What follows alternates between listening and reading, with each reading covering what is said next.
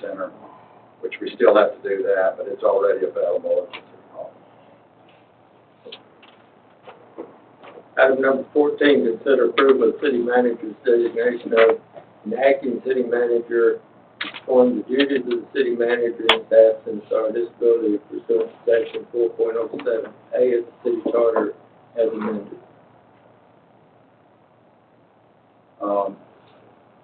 Like it says in the city charter, I had 60 days to make that recommendation. And I had to do it by letter to the city secretary, and the council does have to approve it. That's what it says in the charter, so I'm bringing it to the council with my recommendation. I did it in writing, as it stated, and recommended Paula Rudd because she is current city secretary, and she does assist me on a day-to-day basis with this. It's basically just a formality, laying out in advance that if you're out for an extended period unplanned, that there is an acting city If something happens to me, then she will serve in that capacity until the new city manager can be selected. To make a motion, we approve the city manager's designation of Paula Luck as acting city manager in the event of an absence or disability pursuant to section 4.07A of the city charter. Second. Have a motion second. Any other discussion? All in favor? Aye. Opposed? Motion carries. Staff update.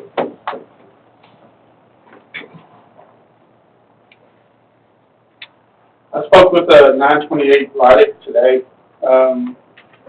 They have a second dumpster coming to demo the rest of the installation inside the house. He's coming in tomorrow to pull the substandard permit and to pull the building permit and carry on with activities to rehab the house. He's pretty good at that for a while, right? It's been 30 days, yes. Pretty good on the ground or something out there. Yes, and all the waste has been removed. That's a lot. Yes. Let's move it on then. And that dumpster has been taken to a different landfill. Really? Yes.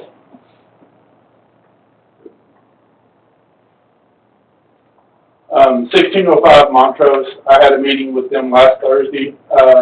Stephanie from North Point and all the contractors that would be working on this project.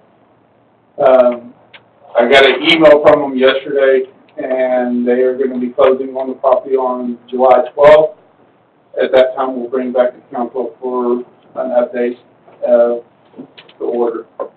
This is another new order by Yes, this is a rehab property management company. They're out of Fort Worth, and like I said, she had the plumbers, electricians, and mechanical all there at the same time, and the project was discussed in great detail, and one of the details was the carport would be removed, being the first thing as their project. You feel like they got the means to do it, to do what they say they're going to do this time?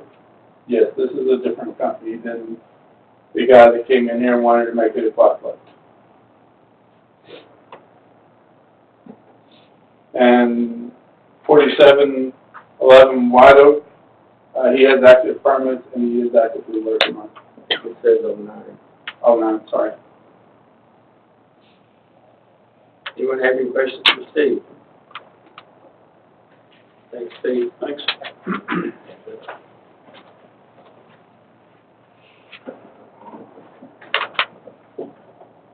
Okay, number 16, update from the city manager. I presented to you the general EDC and Crime District tax report, showing you for a one-year period. And also in looking at our budget year, we proposed a collection of $561,000 from both general and EDC. So far to date, we've collected $434,358, or 77.4%. And being we're heading into the last quarter, we're pretty close to our estimated proposal.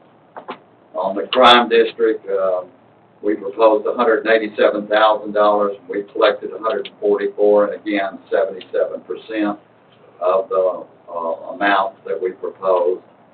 I'm estimating we might be a little short of that, but we'll see.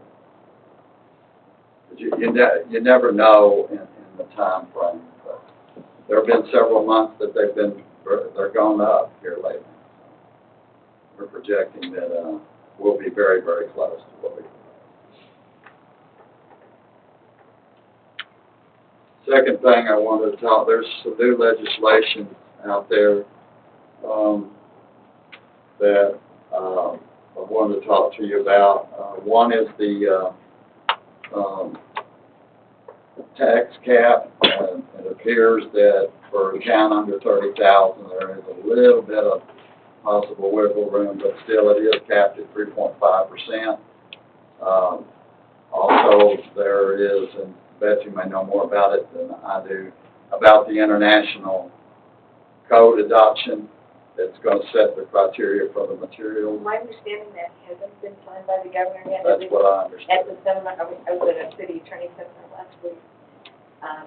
But that is going to take away our authority, even under our zoning ordinance, to regulate building materials. If a building material is permitted in the International Building Code, then we will be required to allow that. Even in special districts and things, overlays everywhere?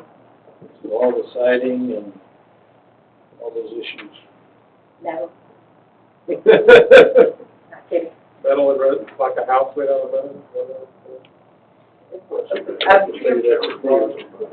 TML, it hasn't been signed by the governor, so there's still hope.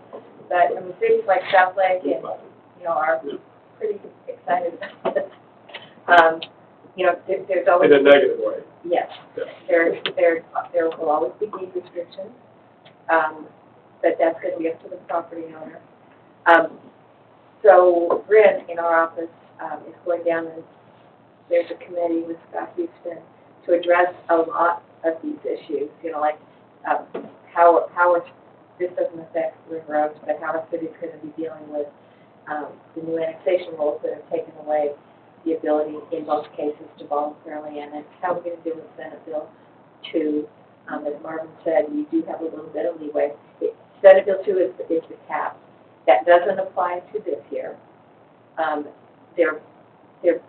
Except for very few things that really are substantive. So your manner in adopting your taxes this year will be the same. The Senate Bill 2 goes into effect September 2nd.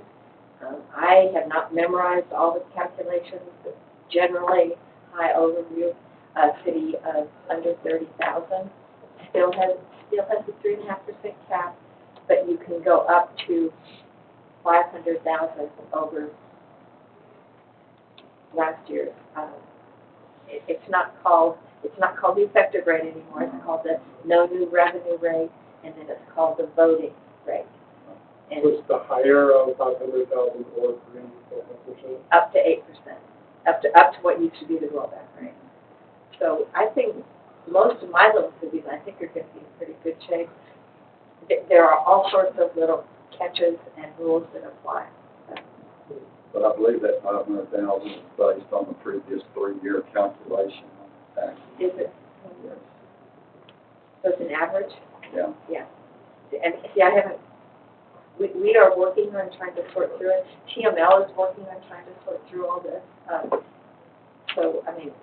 We would be far below, our 3.5% would be way below 500,000. Yeah, I think you guys would be okay. But there are, changes to open meetings, open records.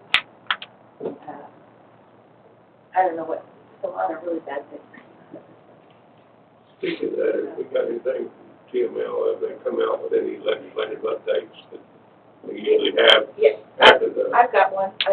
It's basically a summary of this year there are over 335 bills that affected cities.